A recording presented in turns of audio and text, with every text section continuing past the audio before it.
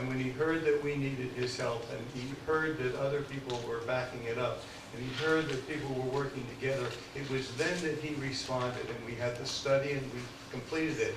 And very frankly, folks, it wasn't until the last meeting when the archive of this people showed up with all of a sudden something new, because this was never mentioned to anybody. And I get around this community, I get to the archives from time to time. I support the archives, I think they do a great job. But it was all of a sudden like somebody pulled the whistle at the end or the plug out of it, and all of a sudden that which what we thought was right and what we thought people approved and what we thought people were going to spend money for, that all of a sudden that plug was pulled out, and it was pulled out at the last minute. I don't know where they were or anybody else that was negative, because we were out in the public on this. We had many presentations. We had a lot of stuff going on. And I never had anybody give me a call and say, I'm opposed to this, or do you know what this is doing to the archives, or do you know what this is doing to a certain aspect of our community? No one ever gave me, and I'm as upfront on that as anybody in Bethlehem. So I'm here tonight to say I was a little disappointed that it worked this way, because I think that that should have happened right from the beginning. If somebody had something that they were not satisfied with, they should have expressed it not before the final vote that we were making. So I feel very strongly about this, and I need to go on record and support what the mayor has said tonight, and support what the Marion Bookstore has wanted, and I hope there's some compromise that will come out of it somehow, and that we can all work together to make downtown Bethlehem great and the historic sites great. So that's where I come from. Thank you. Thank you. Any other comments? Mr. DiGiacinto? Since it was introduced tonight in another new piece of business, we're talking about moving 300 grand, right, to basically an unbudgeted project for 2010. That's what I think I heard tonight. I'm not sure what the total project costs to repair the ice rink. I heard numbers above 300 grand.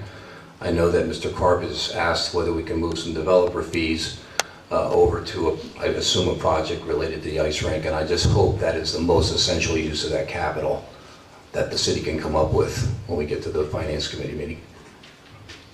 Thank you. Any other comments? Ms. Dolan, then I'm going to ask for committee announcements. The last meeting we received,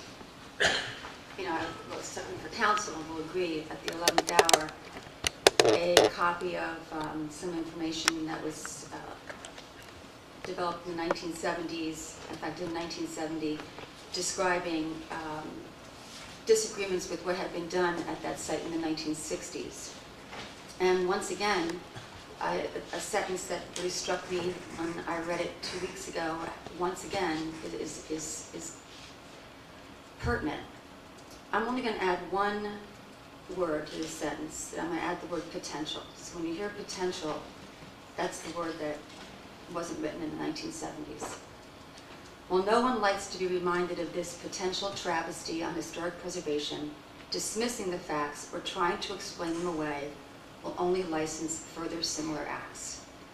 And I have so much respect for the people who work really hard in the city, but I do think that there's some attempt to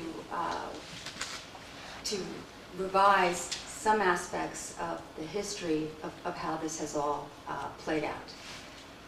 I'm going to start with the Pannoni study. The Pannoni study begins by stating that there is no actual parking shortage in Bethlehem. Instead, it says that there is a perceived shortage. And as I recall, the primary recommendation, the first recommendation, was increased signage, directing drivers to existing parking, and additional marketing of the Park and Shop program. And I asked 2 weeks ago if that had begun, and the answer I got was, well, not really. That piece of things had really taken off a little bit, but not to the degree that the Pannoni study, which is what we're referencing here, that we're trying to follow the Pannoni study. Folks really bought into it. So we kind of skipped past the point that they found no actual parking shortage, and skipped past, for the most part, their number one and least expensive directive. My second point was on the timeline. It says presentation at HARB meeting. And it's true, there was a presentation at HARB meeting, but there was no certificate of appropriateness sought at that meeting. 2 weeks ago, I explained, or I thought I was explaining on behalf of the administration, that no certificate of appropriateness was needed because the enabling legislation from the state of Pennsylvania does not require that municipalities doing public improvements seek certificate of appropriatenesses. But leave it to Bethlehem. Turns out that we have a tighter HARB law, and our law states no erection, reconstruction, alteration, restoration, demolition, or raising of a building or public improvement in the historic district shall be permitted until council has issued a certificate of occupancy or of appropriateness. I am never the type to point fingers or to after the fact, there's just no reason whatsoever for me to talk about what didn't happen in the past if it hadn't been brought up, as if it wasn't any big deal that the city did not seek a certificate of appropriateness. But there were people at the meeting, folks who work for the city, who were at the meeting 2 weeks ago, who heard me erroneously state that a certificate of appropriateness wasn't needed, and said nothing. And I find that troubling, because I think that the administration knows what's required. They've done this before. I spoke with Chris Usler only a few hours ago, and she told me that the city of Bethlehem has come before the HARB multiple times in recent years and requested certificate of appropriateness for issues such as sidewalk improvements. There's no building in a sidewalk improvement. Our laws are tighter. That they have come in front of the HARB for certificate of appropriateness for installation of benches. Again, much tighter than what is required by the state. So I think we need to remind ourselves so that we don't go forward again that a mistake was made. Everyone makes mistakes. And at this point, I feel no need to chastise anyone, but I don't want to pretend as if a mistake wasn't made. Mention was made that a great deal of concern is placed on the condition of the historic district, the nature of the historic district, and aesthetics.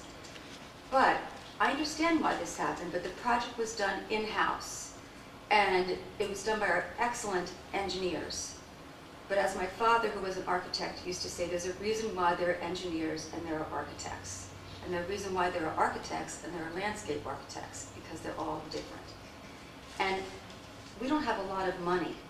So I think one of the things that always struck me as incorrect or wrong or headed in the wrong direction right from the moment I saw the plans was that it clearly didn't seem to have been done by someone other than a highly skilled engineer.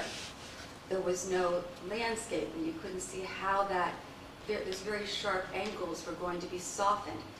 Mr. Alco, even himself, looking at it in front of us, commented that, oh yes, it doesn't look really good right now because there's going to have to be landscaping. That's key. If you're talking about aesthetics, landscaping isn't just some extra thing. It's a key part of a project. And I don't know what historic experts were called in to work with our engineers, or if historic experts were called in, because I've never heard anything from the administration that we hired or requested help from anyone who does this sort of work for a living.